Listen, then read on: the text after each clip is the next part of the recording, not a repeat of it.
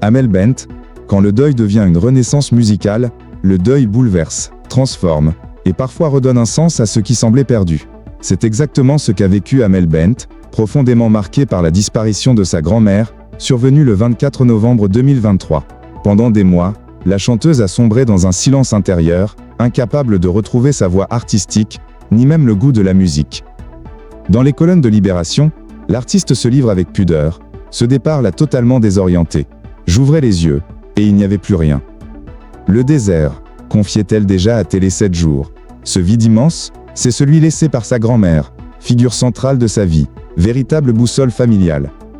Elle était tout. On était orphelin, avoue-t-elle, bouleversée. Durant cette période sombre, Amel Bent a frôlé l'abandon de sa carrière. Loin des studios, la chanteuse s'est perdue dans une introspection profonde. Ce deuil m'a poussé à faire un vrai contrôle technique de ma vie, explique-t-elle. 1 an durant, elle n'a plus chanté, plus créé, comme figée dans cette douleur sourde. Mais peu à peu, l'envie de s'exprimer est revenue. Guidée par les souvenirs et la force de l'amour qu'elle portait à sa grand-mère, Amel Bent a transformé cette peine en musique.